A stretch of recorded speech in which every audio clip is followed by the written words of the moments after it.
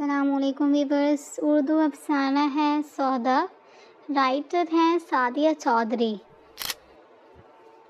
میں گھر میں داخل ہوئی تو امید کے مطابق آبی مجھ سے پہلے گھر پہنچ چکی تھی۔ تم آج لیٹ ہو گئیں؟ آبی کے سوال میں فکر سے زیادہ بے چینی تھی۔ ایسی بے چینی اس کو تبھی ہوا کرتی تھی جب کوئی اہم بات پیٹ سے باہر آنے کو بےتاب ہو۔ ہاں، آج رش زیادہ ہی تھا۔ میں نے کالج بیگ کاندھے سے اتار کر صوفے پر رکھا تو میری نظر سینٹر ٹیبل پر پڑے ایک شاپنگ بیگ پر پڑی۔ اس میں کیا ہے؟ میں نے شاپنگ بیگ کی طرف اشارہ کرتے ہوئے آبی سے پوچھا تھا۔ پتہ ہے، آج ایک بہت عجیب واقعہ ہوا۔ تو مطلب میں صحیح سوچ رہی تھی۔ اپنے اندازے کی درستگی پر بے اختیار میرے لبوں پر مسکراہٹ پھیل گئی۔ کیا ہوا تھا؟ میں نے مسکراتے ہوئے پوچھا۔ آج جب میں یونیورسٹی سے واپس آئی تو دروازے پر ایک بزرگ آئے۔ میں نے دروازہ کھولا تو کہنے لگے کہ سپاروں کا سیٹ خرید لو۔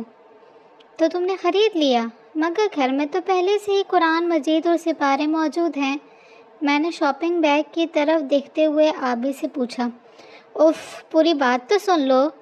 میں نے بھی یہی کہا کہ ہمیں ضرورت نہیں، مگر ان بزرگ نے پتہ ہے کیا کہا؟ کیا کہا؟ مجھے بھی تھوڑا تجسس ہوا۔ وہ کہنے لگے کہ حکم ہوا ہے کہ جاؤ اور زبیری صاحب کے گھر یہ دے آؤ۔ تو میں اس جواب پر بہت بدمزہ ہوئی تھی۔ تو پھر میں نے لے لیا۔ اب بابا آئیں گے تو ان کو بتاؤں گی۔ تمہیں کیسے پتہ ہے ابھی کہ ان بزرگ کو حکم ہی ہوا تھا؟ ظاہر ہے وہ سچ بول رہے تھے، ورنہ ان کو بابا کے نام کا کیسے پتہ چل گیا؟ آبی نے اپنی عقل مندی پر گردن اکڑائی تھی اور میرا سر پیٹ لینے کا دل چاہ رہا تھا، کیونکہ جن گھروں کے باہر نیم پلیٹ لگی ہو تو سب کو پتہ چل جاتا ہے ان کا یہ گھر کس کا ہے۔ ہمیشہ کی طرح اس بار بھی کوئی آبی کو بہت آسانی سے بیوقوف بنا گیا تھا۔ اپنی بیوقوفی کو بھانپ لینے کے بعد آبی میری طرف جن نظروں سے دیکھ رہی تھی اس میں صاف لکھا تھا کہ اب جب بابا اور بھائی کو پتہ چلے گا تو آبی کا خوب مذاق بنایا جائے گا۔ میں اس کی آنکھوں کا سوال پڑ گئی تھی اور حل بھی نکال لیا تھا میں نے۔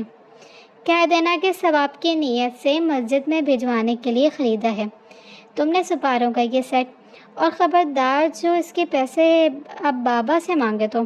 میں نے مشورے کے ساتھ ہی حکم بھی جاری کر دیا تھا۔ آبی نے میری بات پر سر ہلایا اور شاپنگ بیگ اٹھا کر اندر چلی گئی۔ میں بہت دیر وہیں کھڑی سوچتی رہی کہ ہم لوگ دین کو کبھی روزی روٹی کمانے کے لیے استعمال کرتے ہیں تو کبھی اپنی عزت بچانے کے لیے۔ آخر کب تک ہم سب دین کا سودا کرتے رہیں گے؟